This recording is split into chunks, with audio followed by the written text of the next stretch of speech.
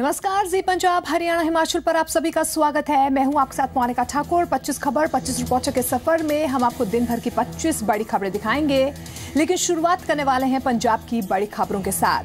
पंजाब के CM captain Amarinder Singh ने संगरूर में 5 पुलिसकर्मियों के खिलाफ विजिलेंस इंक्वायरी के आदेश दिए हैं। इन 5 पुलिसकर्मियों में एक पूर्व एसएसपी भी शामिल है। इन सब पर आरोप है कि इन्होंने 2 किसानों से जबरन वसूली की थी। करप्शन के नाम पर कैप्टन अमरिंदर सिंह का पहला बड़ा फैसला। एसएसपी संगरूर रह चुके इंद्रबीर सिंह समेत 5 पुलिस अधिकारियों के खिलाफ अब विजिलेंस जांच शुरू होगी। कैप्टन अमरिंदर सिंह ने दिए आदेश। एसएसपी रह चुके इंद्रबीर सिंह बलारिया जो आईपीएस अधिकारी हैं, इन पर इल्जाम है कि इन्होंने जबरी डरा धमका कर किसानों से पैसे वसूले और अब कैप्टन अमरिंदर सिंह ने इनके खिलाफ जांच के आदेश दे दिए हैं। हालांकि इनका नाम इंद्रबीर सिंह का नाम चंडीगढ़ के एसएसपी के लिए भेजा गया था, लेकिन अब इनके खिलाफ विजिलेंस जांच शुरू हो चुकी है। और जिस हिसाब से कांग्रेस सरकार से जनता को उम्मीदें थी कि पंजाब में करप्शन खत्म होगी और जो करप्ट अधिकारी उनके खिलाफ सख्ती करेगी सरकार, तो ये कैप्टन अमरिंदर सिंह ने पंजाब की जनता को संदेश दे दिया। और साथ के साथ अब चंडीगढ़ के एसएसपी के लिए नए तौर पे 3 नए अधिकारियों के नाम भेजने का फैसला ले लिया।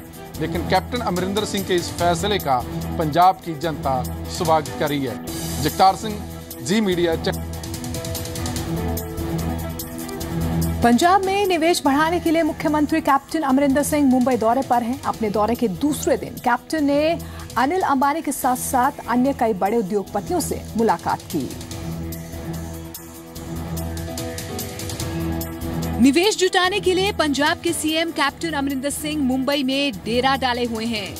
3 दिवसीय दौरे के दूसरे दिन भी कैप्टन अमरिंदर सिंह ने कई बड़े उद्योगपतियों से मुलाकात की। इसमें रिलायंस इंडस्ट्री के अनिल धीरूभाई अंबानी और महिंद्रा एंड महिंद्रा के चेयरमैन आनंद महिंद्रा के नाम शामिल हैं। अनिल अंबानी के एडीएजी ग्रुप ने पंजाब में पावर सेक्टर और ट्रांसपोर्ट सेक्टर में रुचि दिखाई है।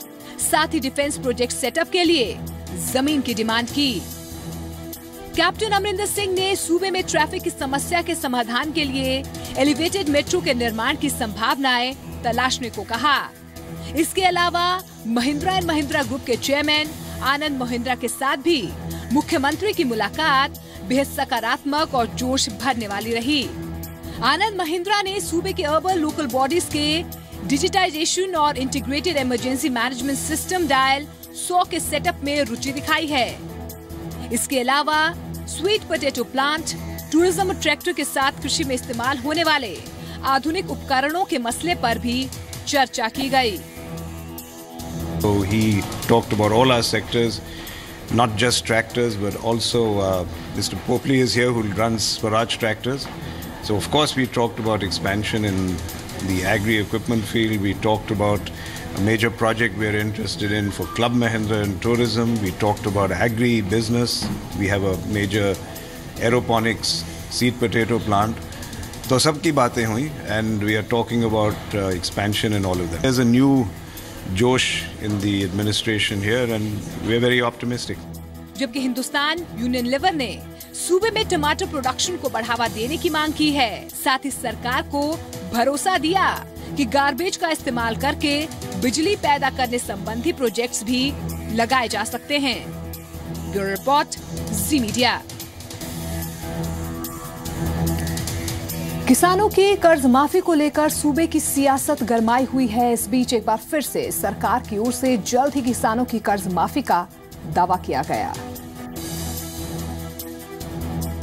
किसान कर्ज माफी के मुद्दे को पंजाब सरकार जल्द पूरा करेगी। पंजाब मंडी बोर्ड के चेयरमैन ने ये बात कही है। पंजाब कांग्रेस उपाध्यक्ष और मौजूदा समय में पंजाब मंडी बोर्ड के चेयरमैन लाल सिंह ने दोहराया है कि किसानों का कर्जा हर हाल में माफ करेंगे।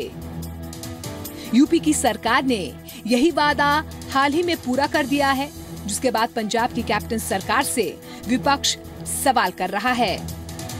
इसी सवाल का जवाब देते हुए लाल सिंह ने दावा किया कि आने वाले दिनों में किसानों से किए कर्ज माफी के वायदे को अमली जामा पहनाया जाएगा।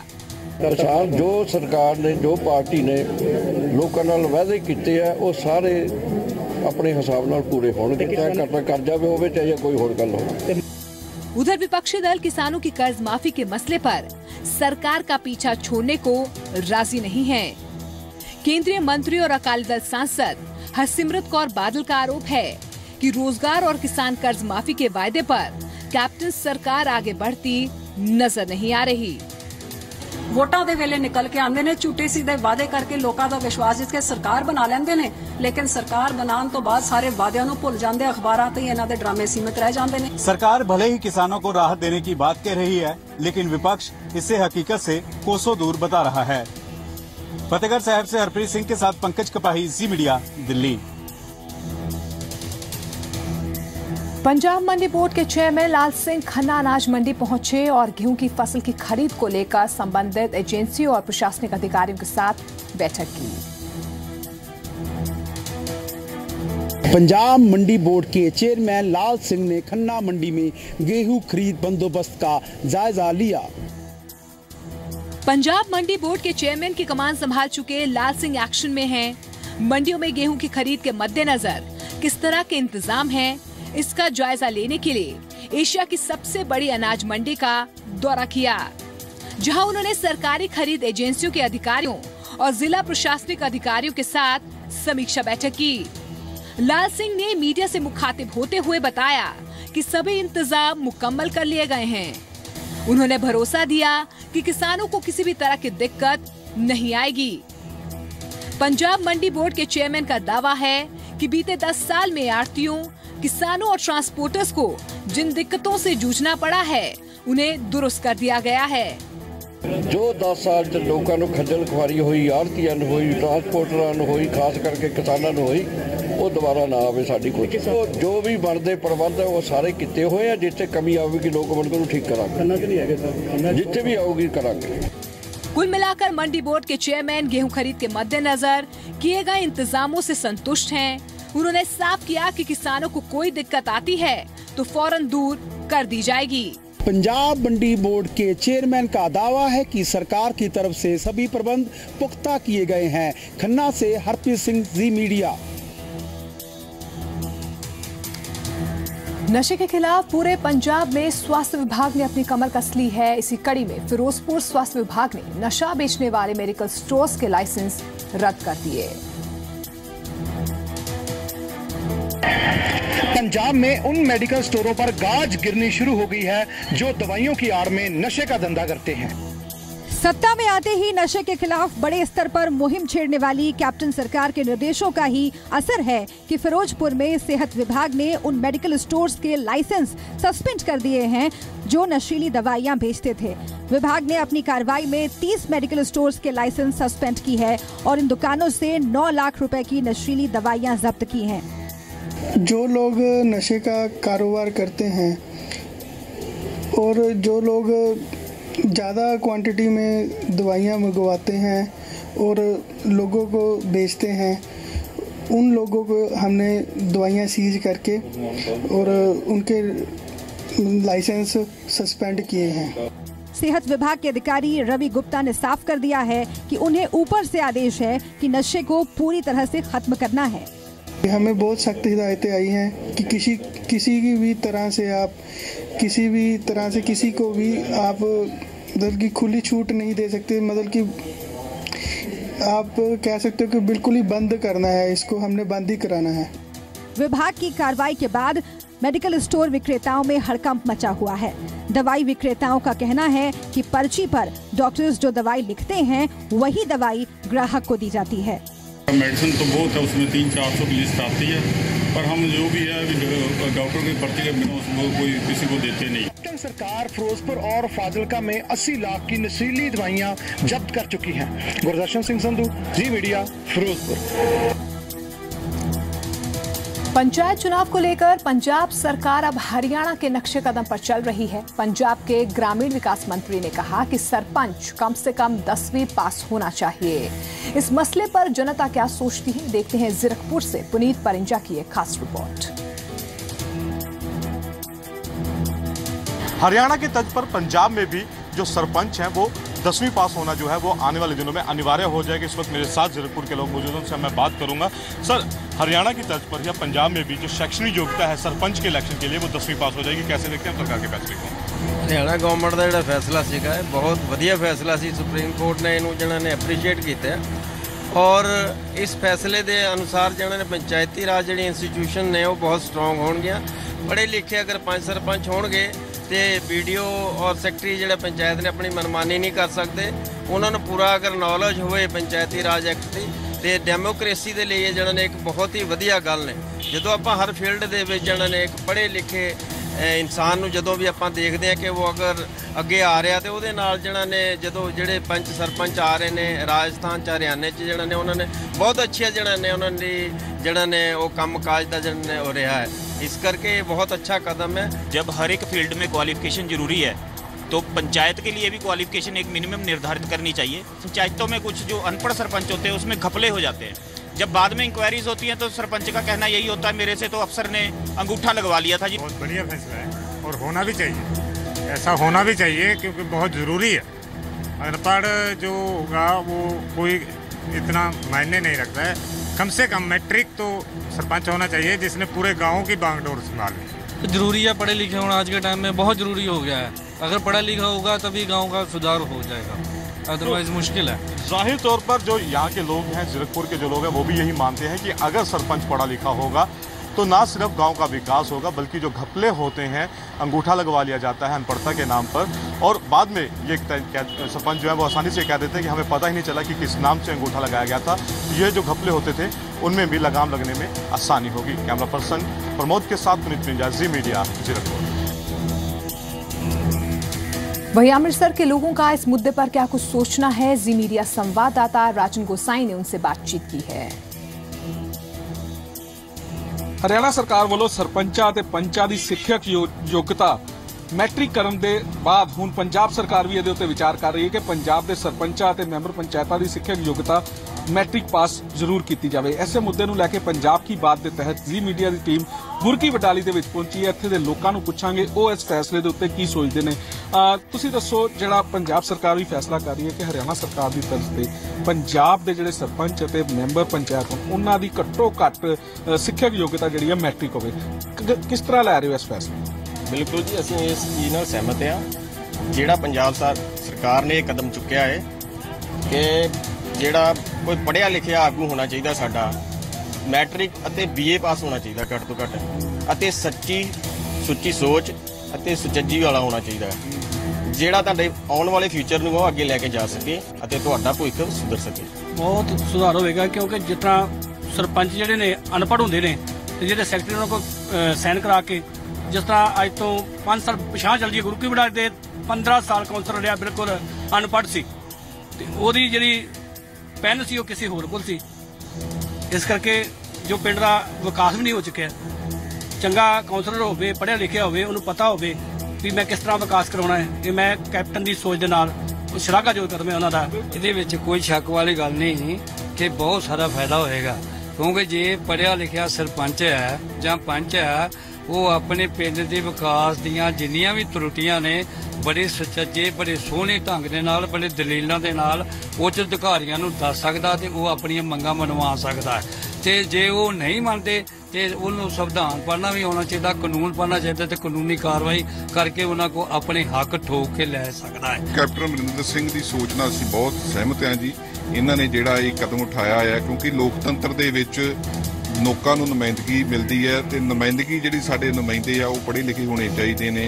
पढ़े लिखे नाल ये है भी जिहड़ा भी कोई विकास आ वो छेती होवेगा, विकास का सानू पता होएगा कित्थे कित्थे असीं किस किस जगह ते विकास करना है, कित्थों कित्थों असीं अफसरशाही नूं नाल लैके, क्योंकि बहुत आम देखा जाता है कि अनपढ़ होने करके नुमाइंदे अफसरशाही उन्होंने गलत वरतों करती है। इत्थे जिहड़े लोग ने वो यही चाहते हैं और पंजाब सरकार का जिहड़ा फैसला उहदी वो शलाघा कर रहे हैं और नाल दी नाल इन्हां दा यही कहना है कि जे पढ़िया लिखिया नुमाइंदा होएगा उहदे नाल किते ना किते पंचायती राज जिहड़ा वो मजबूत होएगा, नाल दे नाल ही लोकतंत्र नूं भी इहदे नाल मजबूती मिलेगी। राजन गोसाई, जी मीडिया, अमृतसर। चंडीगढ़ की पंजाब यूनिवर्सिटी में फीस वृद्धि को लेकर विवाद गरमाया हुआ है। छात्रों ने इस मुद्दे पर आज जमकर रोष प्रदर्शन किया है, जिसके बाद पुलिस के वाटर कैनन के जवाब में छात्रों ने पत्थर बरसाए। पंजाब यूनिवर्सिटी में आज माहौल तनावपूर्ण बना रहा। पीआई को लेकर प्रदर्शन कर रहे स्टूडेंट्स और पुलिस के बीच जमकर हाथापाई हुई। यहां पुलिस ने स्टूडेंट्स को कंट्रोल करने के लिए वाटर कैनन का इस्तेमाल किया, वहीं स्टूडेंट्स ने चप्पलों और पत्थरों के साथ जवाब दिया। पंजाब यूनिवर्सिटी में जिस तरह की तस्वीरें सामने आई हैं, वो संस्थान के साथ समाज के लिए भी चिंता बढ़ाने वाली हैं। छात्र जुटे तो थे फीस बढ़ोतरी की खिलाफत करने, लेकिन जब बीसी मौके पर नहीं मिले तो प्रदर्शन उग्र होने लगा। पीयू प्रशासन का कोई भी अधिकारी बातचीत के लिए आगे नहीं आया तो पुलिस और छात्रों के बीच धक्का मुक्की से शुरू हुआ सिलसिला लाठीचार्ज और पत्थरबाजी तक पहुंच गया। पुलिस ने जमकर लाठियां भांजी तो छात्रों ने भी गमले से लेकर ईंट पत्थर की बरसात पुलिस कर्मियों पर कर दी, जिसके बाद पुलिसकर्मी खुद को बचाते नजर आए। इसके बाद छात्र पीयू स्थित गुरुद्वारे में बैठ गए, जिसके बाद पुलिस उनके निकलने का इंतजार करती रही। छात्रों की दलील है कि पीयू प्रशासन और पुलिस की वजह से स्थिति बेकाबू हो गई। इस पूरे हिंसक प्रदर्शन के दौरान कई छात्रों और पुलिस कर्मियों को चोटें आई है। मैं वैसे वीसी सर ਨੂੰ ਕਾਲ ਕੀਤੀ ਸੀ, वीसी सर दिल्ली गए हुए सी, डीआई ਨੂੰ ਬੁਲਾਇਆ ਸੀ, ਉਹ ਆਏ ਨਹੀਂ ਬਾਹਰ, ਤਾਂ ਕਰਕੇ ਅਸੀਂ ਐਵੇਂ ਕਰ ਰਹੇ ਹਾਂ। उसने सर पे लाठीचार्ज किया, पानी मारा। बदले में स्टूडेंट्स ने भी यहाँ पर जो है पत्थर मारे। मैं स्टूडेंट आपके हक के लिए लड़ रही है, वो जो भी संभव होगा करूंगी मैं। कुछ अथॉरिटीज कहीं सुन नहीं रही है, बहुत ज्यादा धक्का मुक्की हो रही है। वहाँ एक लड़की बेहोश हो गई है, पर कोई भी कुछ सुनने के लिए तैयार नहीं है। अब तक तो देखो कोई आगे नहीं आया, जब आएंगे तो यही बोलेंगे कि एडजस्ट कर लो। There is no compromise on this one. It is a total fee hike has to be rolled back and it is going to happen. पूरे प्रकरण के लिए पुलिस ने छात्रों को जिम्मेदार ठहराया है।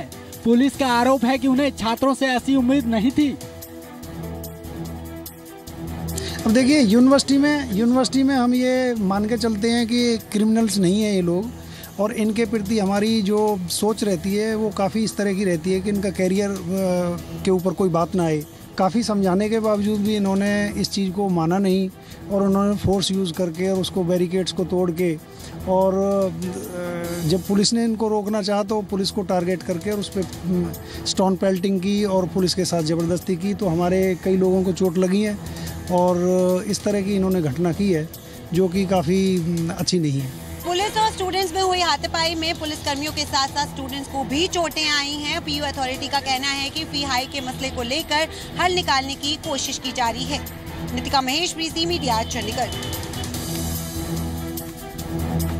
और इस बीच पंजाब से इस वक्त की बड़ी खबर सामने आ रही है। आपको बता दें कि सूबा सरकार ने पूर्व की अकाली सरकार के समय बने जस्टिस जोरा सिंह आयोग की रिपोर्ट को रद्द कर दिया है। आपको बता दें कि सीएम कैप्टन अमरिंदर सिंह जल्द ही नए कमीशन का ऐलान कर सकते हैं। आपको बता दें कि जोरा सिंह आयोग बेअदबी मामले और गोलीकांड की जांच कर रहा था। आयोग ने अपनी रिपोर्ट अकाली सरकार को सौंप दी थी, लेकिन पूर्व सरकार ने इस पर कोई कार्रवाई नहीं की थी। तो बड़ी खबर आपको बता दें कि सूबा सरकार ने पूर्व की अकाली सरकार के समय बने जस्टिस जोरा सिंह आयोग की रिपोर्ट को रद्द कर दिया है और सीएम कैप्टन अमरिंदर सिंह जल्द ही नए कमीशन का ऐलान कर सकते हैं। और इसी खबर पर ज्यादा जानकारी के लिए जगतार भुल्लर मेरे सहयोगी में साथ जुड़ गए हैं। जगतार, क्यों इस आयोग को रद्द किया गया है और जिस नए कमीशन की बात की जा रही है, कब तक इसका ऐलान हो सकता है? देखिए मोनिका, अगर हम करेंगे इस पंजाब सरकार, मौजूदा कांग्रेस सरकार ने जस्टिस जोरा सिंह की रिपोर्ट रद्द क्यों की, तो ये कह सकते हैं कि सरकार ने जो एडवोकेट जनरल है उनको भेजी थी कि आखिर इस रिपोर्ट में क्या और आगे सरकार कार्रवाई करना चाहती, लेकिन जो उन्होंने अपनी राय दी एडवोकेट जनरल की तरफ से, उन्होंने बोला कि इसमें ऐसा कुछ नहीं है और काफी जो नाजुक पहलू है वो जस्टिस जोरा सिंह की रिपोर्ट में उन पहलुओं को टच नहीं किया गया और जो पीड़ित लोग हैं उनको इंसाफ नहीं मिला और जो कसूरवार लोग थे उनको कुछ ऐसा सजा नहीं मिली। तो ऐसे में क्योंकि कांग्रेस की सरकार है, हालांकि जब पंजाब में काली बीजेपी सरकार थी तो कह सकते हैं कि बेअदबी के बाद जस्टिस जोरा सिंह की बेअदबी हुई, इसके भी एक अपने आप में एक बड़ा पहलू था कि जब उन्होंने पंजाब सरकार को रिपोर्ट सौंपनी चाहिए थी तो वहां रिपोर्ट रिसीव करने के लिए पंजाब सरकार की तरफ से एक पीएन भेजा गया था और उसके अलावा रिपोर्ट में कुछ ऐसा नहीं दिखा जिससे सिख कौम को और जो पीड़ित लोग हैं उनको इंसाफ मिले। तो अब जो एडवोकेट जनरल है पंजाब की तरफ से होम मिनिस्ट्री को भेजी गई, अब होम ने आगे जो कार्रवाई के लिए वो सीएम को लिख के भेज दिया है कि जो रिपोर्ट है उसमें कुछ नहीं। और तो ऐसे में जो एडवोकेट जनरल की राय आई है कि एक नए सिरे से कमीशन का गठन किया जाए ताकि जो पंजाब के जनता को, खास करके सिख भाईचारे को और जो पीड़ित लोग हैं उनको इंसाफ दिया जा सके और जो कसूरवार लोग हैं उनके खिलाफ कोई एक्शन किया जा सके। जी जगतार, कमीशन में कौन कौन शामिल हो सकता है? देखिए, अभी कह सकते हैं कि जे सारे के सारे जो अधिकार है और वैसे भी जो होम मिनिस्ट्री है वो कैप्टन अमरिंदर सिंह के पास है। तो जो कैप्टन अमरिंदर सिंह ने फैसला लेना कि अब इस कमीशन की अगुवाई कौन करेगा। रिटायर्ड जस्टिस करेंगे, जहां पंजाब सरकार की तरफ से हाई कोर्ट के चीफ जस्टिस को भी लेटर लिखा जा सकता है, लेकिन ये फैसला कैप्टन अमरिंदर सिंह ने उसके बाद कैबिनेट ने लेना। लेकिन कह सकते हैं कि अगले कुछ दिनों तक पंजाब में एक नया कमीशन बन सकता है जो पूरे बेअदबी कांड और जो बैबल गोली कांड उसकी जो निष्पक्ष जांच करवाने का सरकार ने फैसला ले सकती है। शुक्रिया जगतार फिलहाल इस तमाम जानकारी के लिए। तो सूबा सरकार ने पूर्व की अकाली सरकार के समय बने जस्टिस जोरा सिंह आयोग की रिपोर्ट को रद्द कर दिया है। और इस बीच बड़ी खबर यह मिल रही है कि सीएम कैप्टन अमरिंदर सिंह जल्द ही नए कमीशन का ऐलान कर सकते हैं।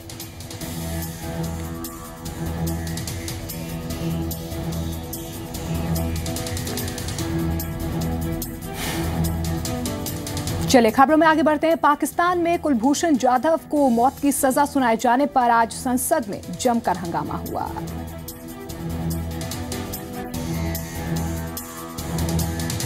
पाकिस्तानी कोर्ट ने कुलभूषण जाधव को मौत की सजा सुनाई थी। इस वक्त हम मुंबई में उनके घर के बाहर है। आपको बता दें, पवई के सिल्वर ओक नामक इसी बिल्डिंग के 5th फ्लोर पर उनका जो है वो परिवार रहता है, उनके माता पिता रहते हैं। जैसे ही ये कल खबर सामने आई तो ऐसे में उनके परिवार के जो लोग हैं, जो सदस्य हैं, वो काफ़ी दुखी हैं। कुलभूषण जाधव को फांसी की सजा सुनाए जाने के खिलाफ न सिर्फ संसद के अंदर आवाज उठी, बल्कि दिल्ली में पाकिस्तानी उच्चायोग और कई शहरों में भी प्रदर्शन हुए। संसद में कांग्रेस ने सीधे पीएम मोदी पर सवाल खड़े किए तो सत्ता पक्ष ने भी ऐसे में राजनीति से बाज आने की नसीहत दी। सरकार ने कहा कि वो अंतर्राष्ट्रीय स्तर पर पाकिस्तान को बेनकाब करेगी। कुलभूषण को कुछ नहीं होने दिया जाएगा। पाकिस्तान के प्राइम मिनिस्टर के बच्ची के शादी में जाते हो, क्या इसके बारे में आप बातचीत नहीं कर सकते थे? क्या डायरेक्टली मिल नहीं सकते थे? क्या टेलीफोन पे आप बात नहीं कर सकते थे? I would caution the Pakistan government to consider the consequences for our bilateral relationship if they proceed on this matter. और सदन को मैं आश्वस्त करना चाहता हूं, चाहे इसके लिए जो भी करना पड़े भारत सरकार वह करेगी और कुलभूषण जाधव के साथ न्याय होगा। अध्यक्ष महोदय, 25 मार्च 2016 से 31 मार्च 2017 के बीच भारत ने पाकिस्तान को कुलभूषण जाधव के लिए 13 बार अर्जी दी, लेकिन एक्सेस की इजाजत नहीं मिली। पाकिस्तान में भारत के उच्चायुक्त को इसकी सूचना तक नहीं दी गई कि कुलभूषण जाधव का ट्रायल हो रहा है। पाकिस्तानी पीएम के सलाहकार सरताज अजीज कबूल कर चुके हैं कि कुलभूषण जाधव के खिलाफ पर्याप्त सबूत नहीं है। इसमें ये देखना होगा कि सरकार आगे इस पर क्या रुख लेती है। फिलहाल सरकार ने तो ये कहा है कि जो पाकिस्तान कर रहा है वो बिल्कुल किसी भी रूप में सही नहीं है। वीडियो जर्नलिस्ट अनिल सोंदाड़े के साथ नित्यानंद शर्मा, जी मीडिया, मुंबई। कुलभूषण को लेकर पाकिस्तान की कार्रवाई का पूरे देश में विरोध हो रहा है। हरियाणा के कैबिनेट मंत्री अनिल विज ने भी पाकिस्तान को खरी खरी सुनाए। भारतीय नागरिक कुलभूषण जाधव को मौत की सजा सुनाने वाले पाकिस्तान के खिलाफ गुस्सा बढ़ रहा है। इसे लेकर हरियाणा के सियासतदानों ने भी पड़ोसी देश को खरी खरी सुनाई है। हरियाणा के कैबिनेट मंत्री अनिल विज ने पाक को नसीहत दी है कि अपनी हरकतों से बाज आए।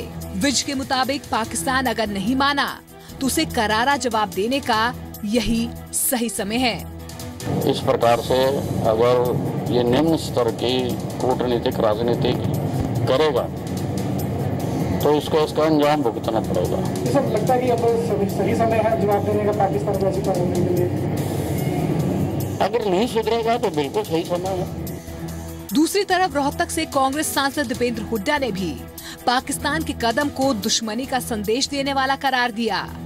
उन्होंने भारत सरकार से मांग की है कि पाकिस्तान पर हर तरह से अंतर्राष्ट्रीय दबाव बढ़ाया जाए ताकि कुलभूषण जाधव को बचाया जा सके। ऐसा पाकिस्तान के आर्मी की तरफ से एक ऐसी बात आई है जिसको एक तरीके से हम ये एक दुश्मनी का संदेश भेजें, माने कि उन्होंने एक दुश्मनी का एक संदेश देने का काम किया हमारे देश को, और हमारी सरकार को कठोरतम इस पे स्टैंड लेना चाहिए और हर हालत में ये पाकिस्तान पे सारे अंतर्राष्ट्रीय जगत द्वारा ये दबाव बनाया जाए हमारी सरकार के माध्यम से। दरअसल इस पूरे घटनाक्रम के पीछे पाकिस्तानी आर्मी और ISI की भूमिका सवालों के घेरे में है। अंबाला से अमन कपूर, दिल्ली से ब्यूरो रिपोर्ट, जी मीडिया। हरियाणा में चल रही बसों की हड़ताल को लेकर रोडवेज कर्मचारियों की हरियाणा सरकार के साथ करीब 3 घंटे चली बैठक में कोई सहमति नहीं बन पाई है। हरियाणा कर्मचारी यूनियन ने ऐलान किया है कि जब तक उनकी मांगें नहीं मानी जाती हैं, उनका चक्का जाम जारी रहेगा। हरियाणा सरकार के साथ हरियाणा रोडवेज कर्मचारियों की 3 घंटे तक चली बैठक बेनतीजा रही और आखिर कर्मचारियों ने चक्का जाम जारी रखने का ऐलान कर दिया। ज्वाइंट एक्शन कमेटी के बैनर तले हरियाणा रोडवेज कर्मचारियों से जुड़े 4 संगठनों का आंदोलन जारी है। निजीकरण का विरोध कर रहे रोडवेज कर्मियों के नेताओं और सरकार के बीच कई घंटों तक बातचीत चली, जो बेनतीजा रही। रोडवेज कर्मचारियों के प्रतिनिधियों का आरोप है कि सरकार उनकी मांगे मानने को तैयार नहीं है, जिसके चलते उन्होंने चक्का जाम जारी रखने का फैसला किया है। तालमेल कमेटी के साथ भी सरकार की बातचीत विफल रही है। सूबे के परिवहन मंत्री कृष्ण लाल पंवार का कहना है कि विभाग ने 273 रूट्स पर नए परमिट नहीं दिए हैं।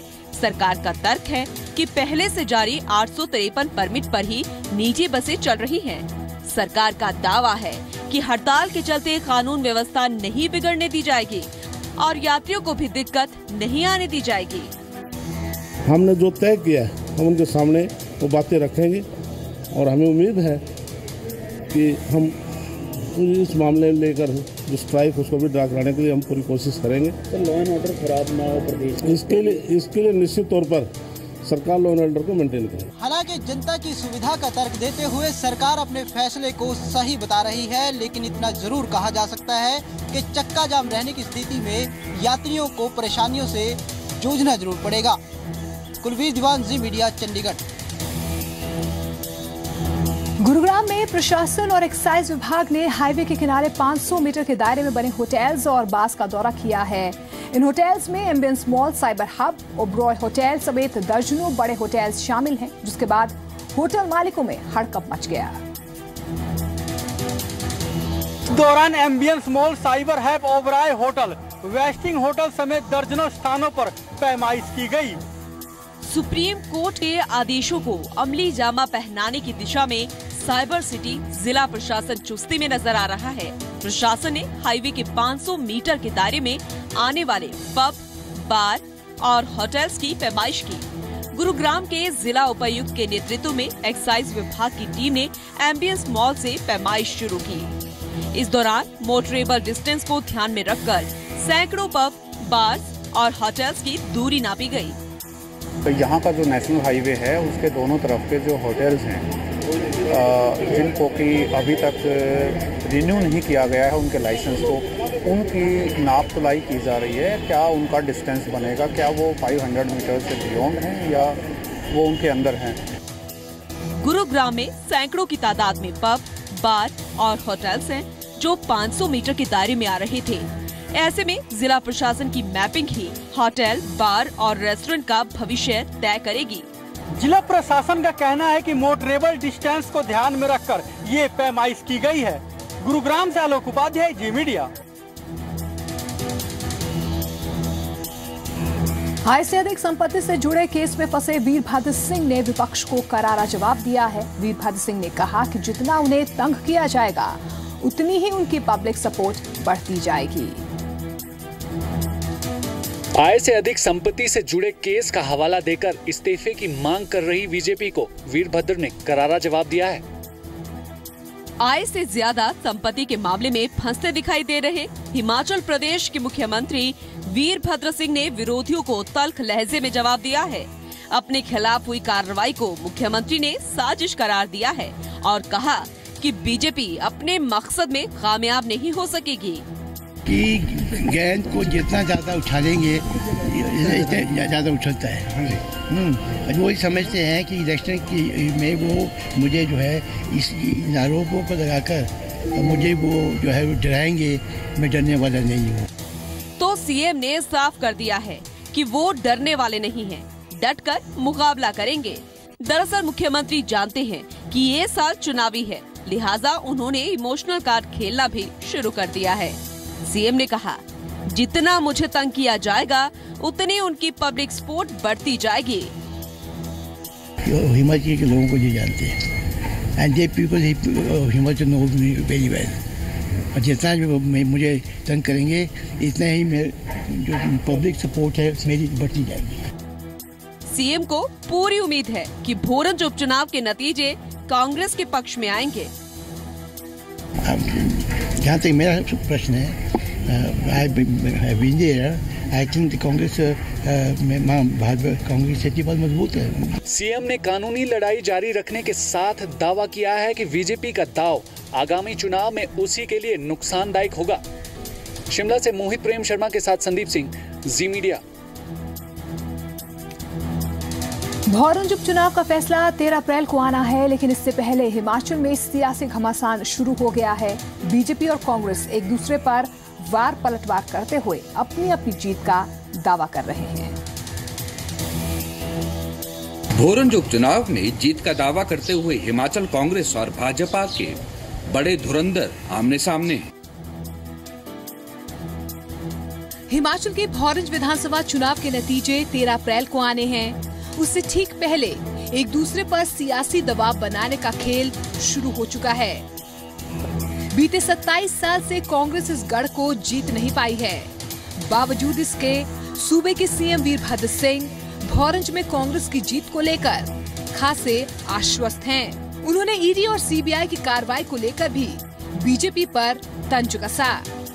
आई थिंक कांग्रेस कांग्रेस स्थिति बहुत मजबूत है कि गेंद को जितना ज्यादा उछालेंगे ज्यादा उछलता है।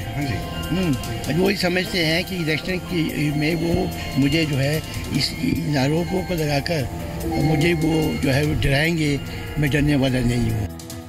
उधर सीएम की जीत के दावे पर नेता प्रतिपक्ष और पूर्व सीएम प्रेम कुमार धूमल ने पलटवार किया है। उनका कहना है कि लोकसभा चुनाव में भी मुख्यमंत्री ने ऐसे ही झूठे वादे किए थे, जो नतीजों के दौरान हवाई हो गए। आपको याद होगा हमीरपुर लोकसभा के चुनाव में भी उन्होंने ऐसा ही दावा किया था कि मैं अनुराग ठाकुर का बोरिया बिस्तर गोल करके यहाँ से जाऊँगा, और हुआ अंततः ये कि उनकी अपनी धर्मपत्नी का मंडी से बोरिया बिस्तर गोल हो गया।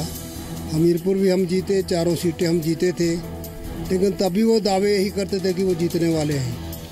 तो उनकी आदत है गलत दावे करने की। वीरभद्र सिंह भाजपा के गढ़ में जीत का परचम लहराने की बात कर रहे हैं, तो वहीं प्रेम कुमार धूमल का कहना है कि वीरभद्र सिंह को झूठे दावे करने की आदत है। हमीरपुर से अरविंदर सिंह के साथ मोहित प्रेम शर्मा और विशाल द्विवेदी, जी मीडिया, शिमला। माफिया राज के मुद्दे पर हिमाचल की सियासत गरमाई हुई है। एक तरफ जहां इस मुद्दे पर बीजेपी सरकार को घेरने का कोई मौका नहीं छोड़ रही है, तो वहीं सरकार की तरफ से भी करारा जवाब दिया जा रहा है।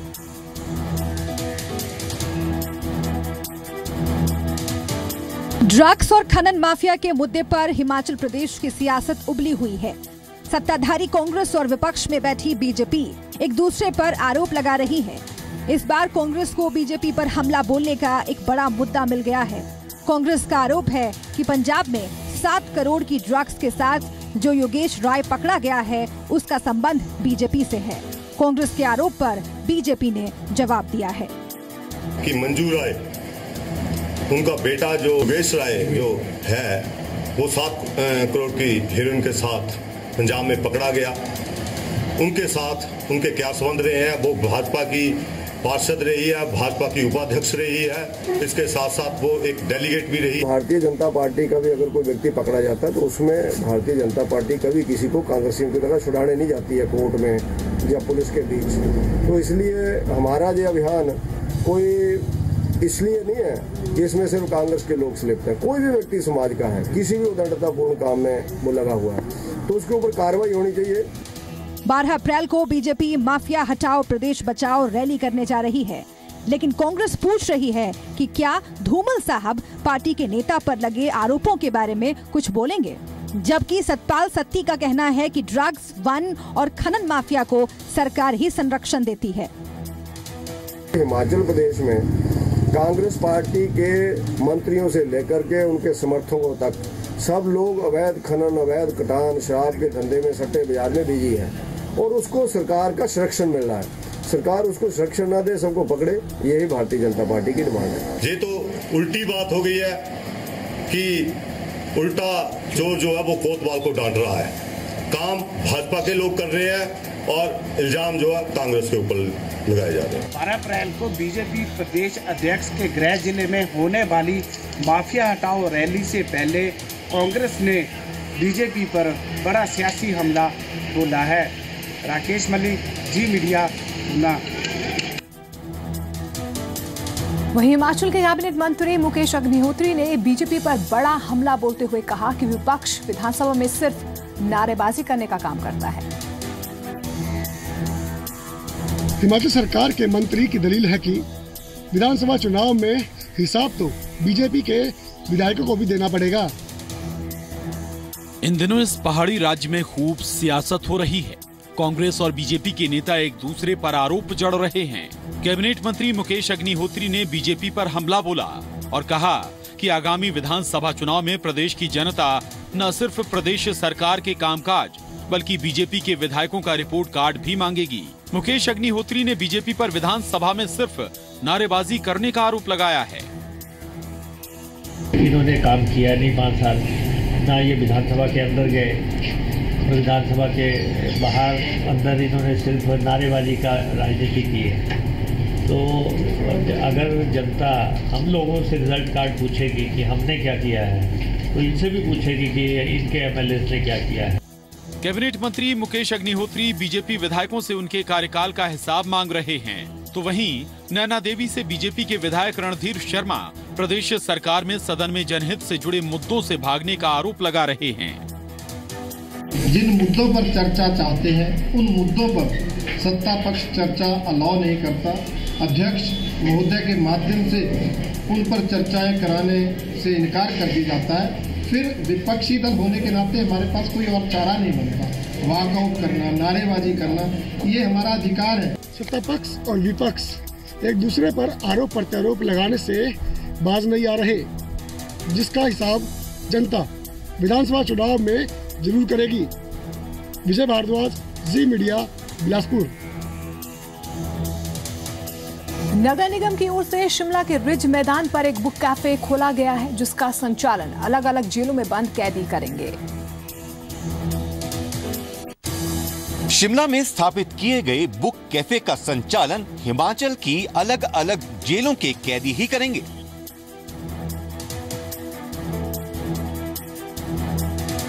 राजधानी शिमला में किताब पढ़ने के शौकीन लोगों के लिए नगर निगम ने अनूठी शुरुआत की है।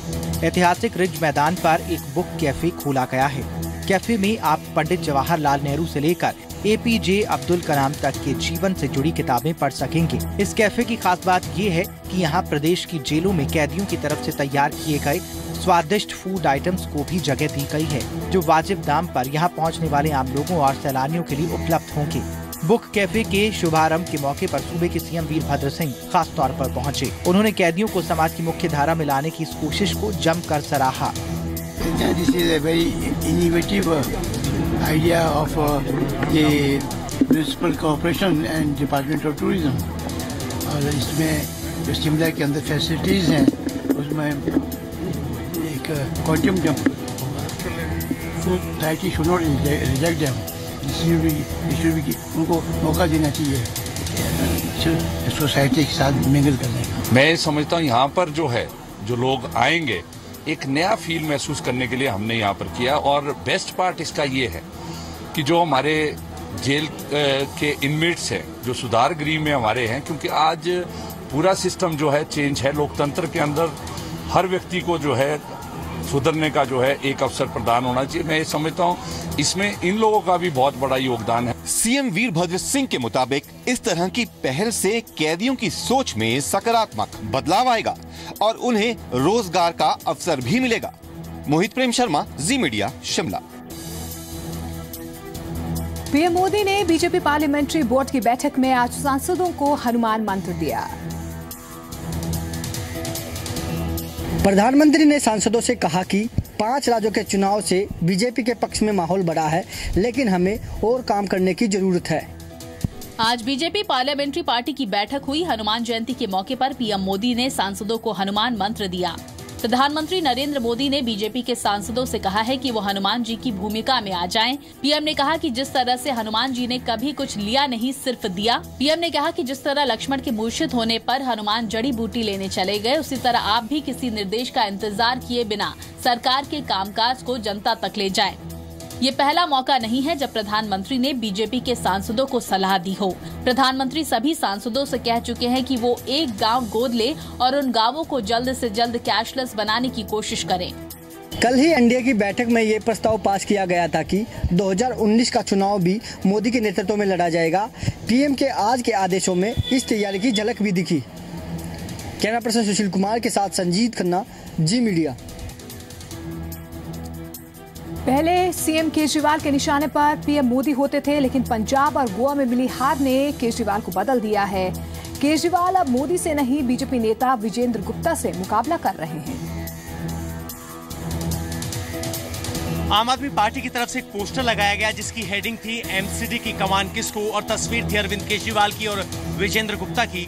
अब बीजेपी की ओर से जवाब देने वाला एक पोस्टर बीजेपी मुख्यालय के बाहर लगाया गया है और यहाँ पर हेडिंग दी गई है एमसीडी की बागडोर, इनको सवालिया निशान लगाते हुए। साथ में तस्वीर है संदीप सिंह की, जो राशन कार्ड के बदले यौन शोषण के आरोप में फंसे थे। वो दौर और था जब उनकी जुबान पीएम मोदी के नाम से खुलती थी और पीएम मोदी के नाम से ही बंद होती थी। लेकिन अब केजरीवाल खुद का मुकाबला विजेंद्र गुप्ता से मानते हैं। दिल्ली में आम आदमी पार्टी के पोस्टर तो इसी बात का सबूत दे रहे हैं। दरअसल दिल्ली चुनाव के लिए केजरीवाल न सिर्फ अपना विरोधी चुन रहे हैं, बल्कि उनकी तस्वीर भी अपने हिसाब से लगा दी। लेकिन इस बार विरोधी की तस्वीर चुनना उनके लिए मुसीबत बन गई है। विजेंद्र गुप्ता ने पोस्टर में खराब तस्वीर लगाने की शिकायत चुनाव आयोग से कर दी, जिस पर आयोग ने एएपी से इसे ठीक करने को कहा है, नहीं तो कार्रवाई होगी। बीजेपी इतने पर खामोश नहीं है, वो ये भी पूछ रही है कि क्या मोदी के नाम से केजरीवाल को डर लगने लगा है, जो विजेंद्र गुप्ता से मुकाबला कर रहे हैं। ये कोई ब्यूटी कॉन्टेस्ट नहीं है मुख्यमंत्री जी, ये मुद्दों का चुनाव है। मैं खुली चुनौती देता हूँ, आप जगह तय करें, मैं वहाँ खुली बहस के लिए तैयार हूँ। अगर गुप्ता जी कहें कि हमारा हटा दीजिए, तिवारी जी का लगा दीजिए, तो हटा देंगे। आपसे कहा है देखिए, अगर वो आपत्ति दर्ज करेंगे कि भाई हमारा मत लगाइए, तिवारी जी का लगा दीजिए, तो देखेंगे उससे। ये दो पोस्टर दिल्ली बीजेपी के मुख्यालय के बाहर लगाए गए हैं। स्पष्ट है कि एमसीडी चुनाव से पहले पोस्टर वॉर अब और ज्यादा गर्म होने वाला है। पवन नारा, जी मीडिया, दिल्ली। सीबीआई ने मनी लॉन्ड्रिंग के आरोप में दिल्ली के स्वास्थ्य मंत्री सत्येंद्र जैन के खिलाफ प्राथमिक जांच शुरू कर दी है। इनकम टैक्स की जांच में सत्येंद्र जैन के खिलाफ 16 करोड़ की मनी लॉन्ड्रिंग का मामला सामने आया था। भ्रष्टाचार के खिलाफ लड़ाई लड़ने का दावा करने वाले अरविंद केजरीवाल के मंत्री सत्येंद्र जैन की मुश्किलें बढ़ गई हैं। सीबीआई ने मनी लॉन्ड्रिंग के आरोप में दिल्ली के स्वास्थ्य मंत्री सत्येंद्र जैन के खिलाफ प्राथमिक जांच शुरू कर दी है। इनकम टैक्स की जांच में सत्येंद्र जैन के खिलाफ 16 करोड़ की मनी लॉन्ड्रिंग का मामला सामने आया था। सत्येंद्र जैन पर ब्लैक मनी को ठिकाने लगाने के लिए 56 कंपनियों का सहारा लेने का आरोप है। 3 हवाला ऑपरेटर्स के जरिए काले धन को सफेद भी किया गया। हालांकि भ्रष्टाचार के खिलाफ खुद को क्रांतिकारी बताने वाले अरविंद केजरीवाल इस पर चुप हैं। अब तक सत्येंद्र जैन पर भी कोई कार्रवाई नहीं हुई है। सत्येंद्र जैन पर ब्लैक मनी को ठिकाने लगाने के लिए 56 कंपनियों का सहारा लेने का आरोप है। कैमरामैन मनीष के साथ पंकज कपाही, जी मीडिया, दिल्ली। नए मोटर व्हीकल एक्ट में गाड़ी के डिजाइन या स्ट्रक्चर में खराबी होने पर ऑटो कंपनी को भी जिम्मेदार माना जा सकता है। इन कंपनियों के दोषी पाए जाने पर भारी भरकम जुर्माना भी चुकाना पड़ सकता है।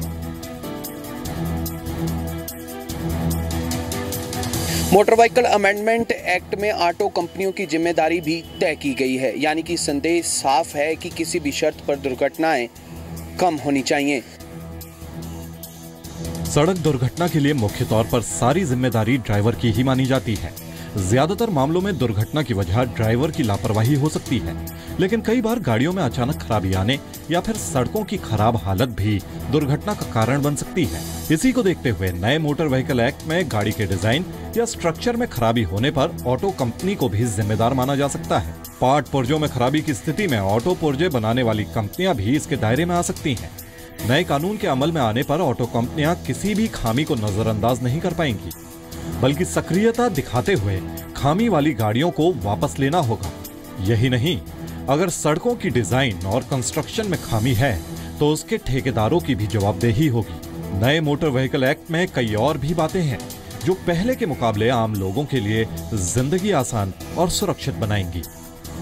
जैसे लर्निंग लाइसेंस के लिए आरटीओ के चक्कर नहीं लगेंगे, आधार नंबर के साथ ऑनलाइन लर्निंग लाइसेंस बनेगा। लाइसेंस के रिन्यू कराने के लिए भी दलालों की जरूरत नहीं होगी। गाड़ियों के रजिस्ट्रेशन के लिए कॉमन प्लेटफॉर्म होगा। दुर्घटना के पीड़ितों को बीमा सुरक्षा देने के लिए मोटर व्हीकल एक्सीडेंट फंड बनेगा। इंतजार इस बात का है कि नया मोटर व्हीकल एक्ट देश में एक्सीडेंट रोकने में कितना कारगर साबित होता है। कपूरथला से कैमरामैन प्रमोद के साथ संदीप ओबरॉय, ब्यूरो रिपोर्ट, जी मीडिया। जम्मू कश्मीर के शोपियां में अलगाववादियों ने स्कूल को फूंक दिया। पुलवामा में भी पोलिंग बूथ बनाए गए, 2 स्कूलों में आग लगा दी गई। हिंसक प्रदर्शन और आगजनी के चलते अनंतनाग उपचुनाव 25 मई को कराने का फैसला लिया गया है। जम्मू कश्मीर के शोपियां में अलगाववादियों ने स्कूल को फूंक दिया। इस स्कूल में उपचुनाव के लिए पोलिंग बूथ के रूप में चुना गया था। जम्मू कश्मीर के शोपिया का ये वही स्कूल है जिसे उपचुनाव के लिए पोलिंग स्टेशन बनाया गया था। अलगाववादियों ने स्कूल में आग लगा दी। आग से स्कूल को भारी नुकसान पहुंचा है। यहाँ पहले 12 अप्रैल को चुनाव होना था, लेकिन अब हिंसा को देखते हुए 25 मई को चुनाव कराने का फैसला किया गया है। श्रीनगर लोकसभा के उपचुनाव में सिर्फ 7.14% वोटिंग हुई और घाटी में 190 हिंसक वारदातें हुई हैं, जिसमें 8 लोगों की मौत हो गई। श्रीनगर लोकसभा सीट पीडीपी के नेता तारिक हमीद कारा के इस्तीफे के बाद खाली हुई थी। आपको बता दें कि फारूक अब्दुल्ला श्रीनगर सीट से अपनी किस्मत आजमा रहे हैं। जम्मू कश्मीर में पिछले साल से लगातार स्कूलों को निशाना बनाया जा रहा है। हाई कोर्ट इसको लेकर राज्य सरकार को निर्देश भी दे चुकी है। ब्यूरो रिपोर्ट के साथ रविंद्र श्रीवास्तव, जी मीडिया। अंबाला में एक शख्स पर 4 शादियां करने का आरोप लगा है। सोशल मीडिया के जरिए इसका खुलासा तब हुआ जब उसकी 2 पत्नियां सोशल मीडिया पर दोस्त बन गईं। आरोपी सावन गुप्ता की पोल उस वक्त खुल गई जब उसकी 2 पत्नियां सोशल मीडिया में दोस्त बन गई। तस्वीरों में नजर आ रहा ये शख्स एक नहीं, 2 नहीं बल्कि 4 बीवियों का पति है। ये जानकर आप हैरान रह जाएंगे कि आरोपी ने 4 शादियां झूठ का सहारा लेकर की हैं। बावजूद इसके लंबे समय तक उसकी शातिर ठगी का पता किसी को नहीं चला। आखिरकार सोशल मीडिया की मेहरबानी से उसकी दूसरी और चौथी पत्नी दोस्त बन गई, जिसके बाद आरोपी सावन गुप्ता की पोल खुल गई। 4 शादी कर चुके हैं। हाँ जी, गोल्ड वगैरह बेच दिया, पैसे लेते हैं घर वालों से। हमें मतलब कि फेसबुक के थ्रू मैंने इनसे बात करी थी, इनकी जो 4th शादी है उससे, तो उसने बताया कि मतलब कि इसकी शादी मेरे से हुई है। इन्होंने बताया कि मेरा डाइवोर्स हो चुका है, तब मैं मतलब शादी कर रहा हूँ। पोल खोलने के बावजूद सावन गुप्ता अपनी पत्नी से फोन पर बातचीत के दौरान गलती मानने तक को तैयार नहीं था। उल्टा उसे कहता रहा कि तुम अपने रास्ते जाओ। तुम्हें इस बात का एहसास नहीं है? एहसास है मुझे, तो मैं क्या करूँ? फांसी दोगे तुम मेरे को? अब क्या लोगे मेरे से? वो ठीक है, फिर तुम अपने रास्ते में, अपने रास्ते में। अम्बाला रहूँ, दिल्ली रहूँ, कानपुर रहूँ, तुमने क्या देना? आरोपी ने पहली शादी जगाधरी, दूसरी जालंधर, जबकि बाकी 2 शादियां हिमाचल से की हैं। ठगी की शिकार हुई महिलाओं की तरफ से शिकायत मिलने के बाद पुलिस ने जांच शुरू कर दी है। 4 शादियों की शिकायत अभी आज ही पहुंची है मेरे पास अफसरों से, तो मैंने बिमला सब इंस्पेक्टर को इसकी वेरीफाई करने को बोल दिया है, उसको दे दिया है। उसने प्रवादिया को बुला लिया है, प्रवादिया आने वाली है। जब भी प्रवादिया आ जाती है उससे पूछताछ करके जैसे हालात रहेंगे कार्रवाई अमल में लाई जाएगी। 4 में से 2 पत्नियों ने सावन गुप्ता को धर दबोचने का प्लान बनाया, लेकिन आरोपी ऐन वक्त पर घर की दीवार फांदकर फरार हो गया।